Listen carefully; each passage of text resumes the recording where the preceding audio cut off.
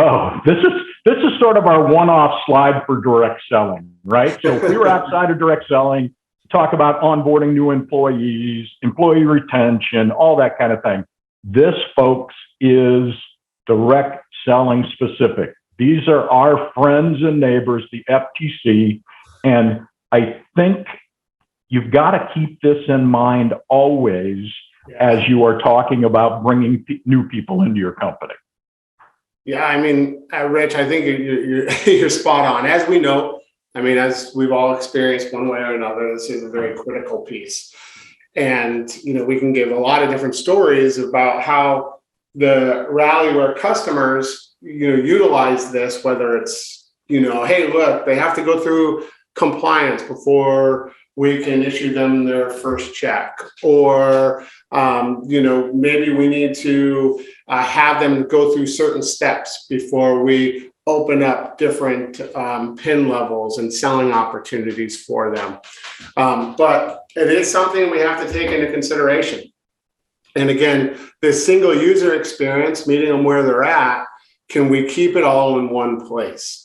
And can we use this information to help support the actual business practices that we're in, the business behaviors we are looking to drive?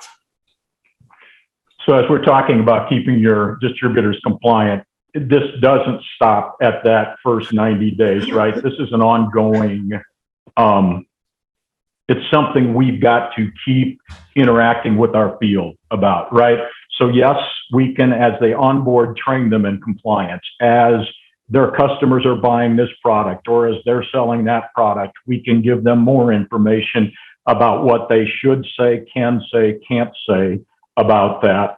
But what I found very interesting here, so you see a lot of these things on these 4 screens in front of you on this slide, but it's the very last one. So we try to use all direct selling specific measurements when we're talking in the direct selling industry. This one is not, but I thought it was so fascinating that we should keep it in there.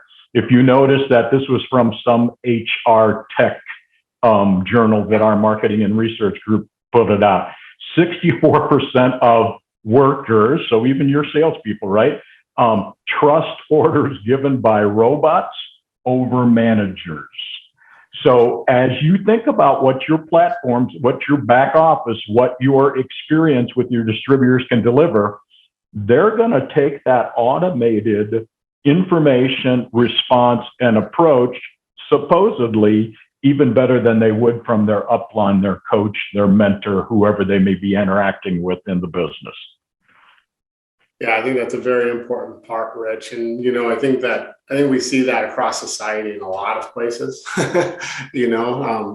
Talk about my grandfather used to love to give directions, but at this point in time, when I take his word for it, or when I, call open Siri and ask her to take me someplace. So, there you go. So I think what's important though is that, with that builds trust, right? So as we go through this process and we start talking about, and kind of continuous conversation around personalization and we need to make sure that we're able to start providing those right activities, again, to build that trust over time. You know what, I didn't comment on that when you just said personalization, even with your compliance, right? Training. So yes, you may give training that is generic when they first come on board, what they can say, what they can't say, claims, that kind of thing. But here again, that same kind of personalization, depending on what I sell, depending on what my customers buy, that can be specific to me, to that product, and what I am allowed to make claims or not make claims about. So even in this compliance training or compliance overview, right? Simplify, personalize, digitalize. So those same 3 things come into effect there.